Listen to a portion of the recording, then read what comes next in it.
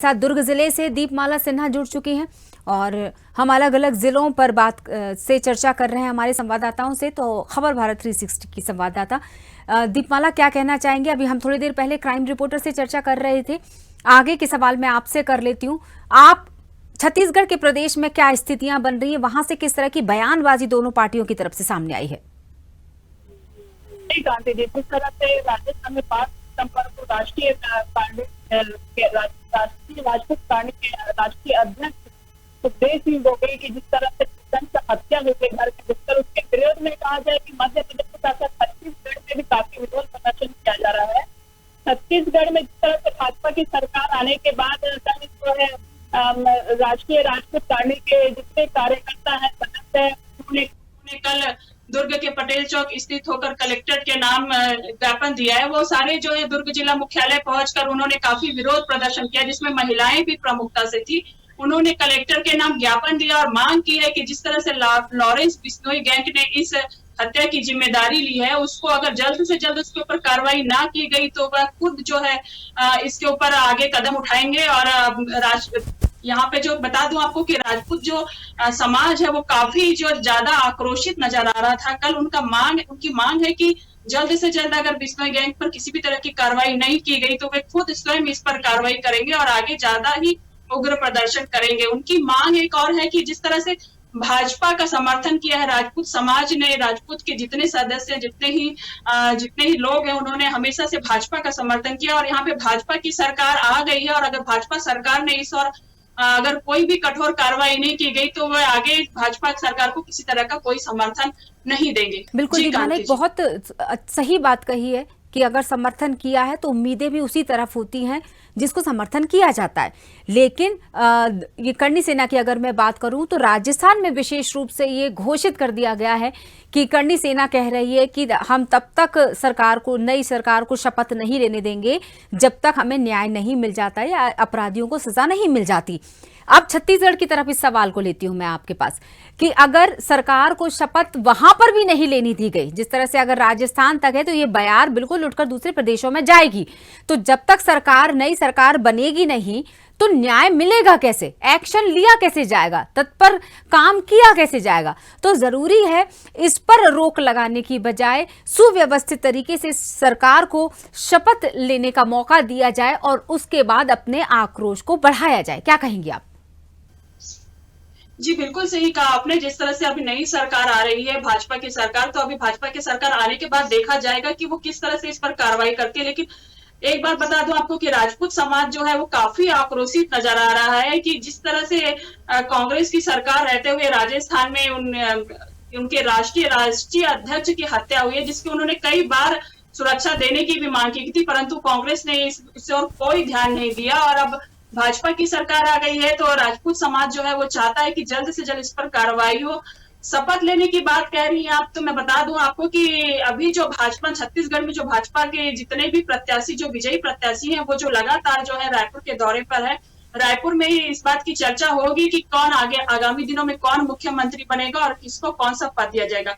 राजपूत समाज यहाँ छत्तीसगढ़ में बात किया जाए तो उनका विरोध नहीं है कि भाजपा को शपथ लेने के लिए मना किया जाए या किसी भी पार्टी के जो है वो प्रत्याशी जो जीत के आए हैं उनको किसी भी तरह से उनका विरोध किया जाए। उनकी सिर्फ मांग इतनी ही छत्तीसगढ़ में उठ रही है कि जल्द से जल्द इस पर कार्रवाई की जाए। और छत्तीसगढ़ में भी जिस तरह से कई बार बजरंग दल, विश्व हिंदू परिषद और कई तरह के जिस तरह कहा जाए सनातन धर्म के जो विरोध होते हैं उस पर रोक लगाई जाए।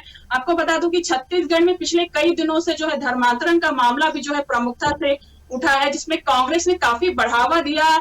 इसको कहा जा सकता है कि कांग्रेस के शासन काल में धर्मांतरण काफी बड़ा है। इसका भी विश्व हिंदू परिषद और सनातन धर्म के कई जो दल हैं उन्होंने इसका विरोध किया है। तो अब भाजपा की सरकार आने के बाद राजपूत समाज चाहती है कि जल्द से जल्द इस पर कार्रवाई की जाए और वो इस तरह का कोई विरोध नहीं कर रही है कि किसी भी जो है पार्टी जो भाजपा जो जीत के आई है उनका विरोध यहाँ पे वो नहीं कर रही है। जी कांति जी। बिल्कुल। सजा दिलाने की जिम्मेदारी किसने उठाई होगी? एक ये होता कि करनी सेना के जो सदस्य हैं वो तो पुरजोर कोशिश कर रहे हैं कि जल्द से जल्द, लेकिन वहां पर भी क्योंकि स्वर्गीय सुखदेव सिंह गोगामेडी की अगर उनके व्यक्तित्व की बात की जाए तो उनका जो उठना बैठना तमाम लोगों के साथ था। अगर मैं कुछ उनके मित्रगण की बात करूं तो मध्य प्रदेश में भी जब उनका प्रदेश सरकार से मिलना हुआ, एक अच्छा समय उन्होंने जब यहाँ पर आए थे तब बिताया था, छत्तीसगढ़ की तरफ भी जब रुख किया था, तो देखा जाए तो ना सिर्फ आम लोगों के ऊपर ये जिम्मेदारी है, उनके मित्रगण पर भी जिम्मेदारी उठती है जो पार्टियों से जुड़े हुए हैं, क्योंकि पार्टी के लोग भी अगर उसमें अपना हाथ लगा देते हैं उस मुद्दे को आगे बढ़ाने में, तो मुझे लगता है एक साहस भी मिलेगा करनी सेना के सदस्यों को और ये एक अच्छे पहलू की तरह सामने भी आ जाएगा। क्या कहेंगी दीपमाला? जी जी, बिल्कुल सही कहा आपने कि जिस तरह से उनका जिस तरह से वर्चस्व था वो राजस्थान ही नहीं, छत्तीसगढ़, मध्य प्रदेश और भी इसी तरह कहा जाए कि यूपी, बिहार जैसे राज्यों में भी उनका वर्चस्व था। राजपूत समाज की बात की जाए तो राजपूत समाज भारत के प्रत्येक इलाके में बसता है और उनको जिस तरह से उनकी बात की जाए तो वो काफी ज्यादा उनका वर्चस्व था।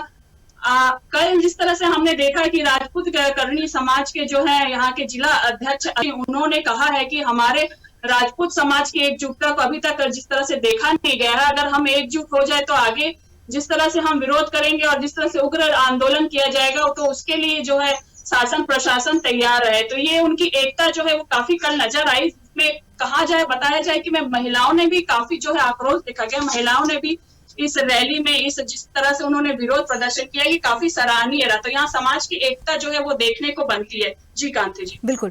जिस तरह की घटनाओं को अंजाम दिया गया राजस्थान में, सरकार तीनों ही तरफ बीजेपी की है और जिस तरह से आपने बताया कि राजपूत करनी सेना का बहुत सहयोग रहा बीजेपी सरकार की तरफ, इसका मतलब अब ये जो डर है ये तमाम पार्टी के सदस्यों में बैठ गया होगा कि अगर 5 तारीख को सुखदेव थे तो कहीं ऐसा ना हो अगली बारी हमारी है, क्योंकि वरिष्ठ लोग जो है जिनसे हम चर्चा कर रहे हैं इस पहलुओं पर, उनका ये कहना है कि कहीं ना कहीं इसका राजनीतिक पहलू भी जुड़ता है।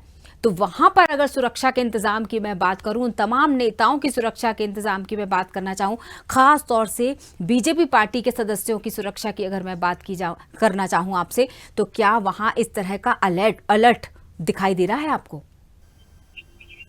जी, जिस तरह से हमले के बाद कहा जाए सनातन धर्म पे खतरे तो नजर आ रहे हैं, परंतु कहा जाए सुरक्षा को लेकर तो विश्व हिंदू परिषद के जो अध्यक्ष हैं, वही बजरंग दल के जो अध्यक्ष हैं, उन्होंने अपने कार्यकर्ताओं और सदस्यों से कहा है कि वो किसी भी तरह की जो है सुरक्षा के इंतजाम में चूक ना करे, वो अपनी सुरक्षा खुद कर सकते हैं। और यहाँ बजरंग दल के जो प्रमुख हैं उन्होंने भी एक लोगों से अपील की है कि अपने जितने भी सदस्य हैं, अपने जितने कार्यकर्ता, उनसे अपील की है कि वो किसी भी तरह के जो है इस तरह की घटना से बचे और अपनी सुरक्षा स्वयं करें। जी कांति जी, बिल्कुल।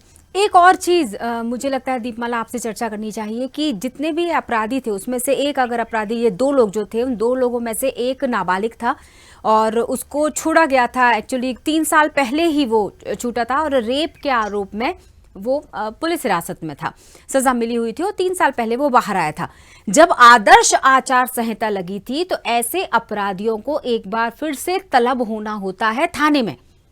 इसका मतलब एक बड़ा सवाल ये भी उठ रहा है कि क्या उसे वहां थाने में बुलाया नहीं गया था? जी, यहाँ पे मैं कहना चाहूंगी कि आचार संहिता के रहते हुए भी जिस तरह से ये हमला हुआ है और जिस तरह से राष्ट्रीय कार्यकारिणी के अध्यक्ष ने कुछ दिनों पहले ही सुखदेव सिंह ने मांग की थी कि उनको इस तरह की कुछ जानकारी प्राप्त हो रही कि उनके ऊपर हमला हो सकता है, उसको लेकर भी उन्होंने कई बार पुलिस प्रशासन से मांग की थी। परंतु यहाँ पे कहा जाए साफ साफ कि यहाँ के जो गहलोत सरकार थी राजस्थान में कांग्रेस की, उन्होंने इसे एक सिरे से नकार दिया है और यहाँ पे काफी ज्यादा जो है पुलिस प्रशासन के ऊपर जो है इसके इल्जाम लग रहे हैं कि उन्होंने काफी बड़ी सुरक्षा में जो है चूक की है। अब ये देखना होगा कि पुलिस प्रशासन इस पर क्या कार्रवाई करती है। अगर पुलिस प्रशासन द्वारा या कहा जाए कि किसी भी राजनीतिक दल द्वारा अगर जल्द से जल्द कार्रवाई नहीं की सकती, हो सकता है कि राजस्थान में दंगे भी हो सके, क्योंकि ये हिंदू मुसलमान से लेकर इस बात को कहा जा रहा है। तो ये जल्द से जल्द इस पर कार्रवाई करना काफी जरूरी हो गया है। जी कांति जी। बल्कि सोचने वाली बात तो ये है कि जिन्होंने हत्या की है सुखदेव जी की, वो दोनों ही हिंदू हैं। बहुत बहुत शुक्रिया दीपमाला सिन्हा हमारे साथ जुड़ी हुई थी दुर्ग जिले से, हमारी खबर भारत 360 की संवाददाता, जो अपने प्रदेश से जुड़ी हुई चर्चा की, इसका प्रभाव उस प्रदेश में कैसा रहा उस पर चर्चा करने के साथ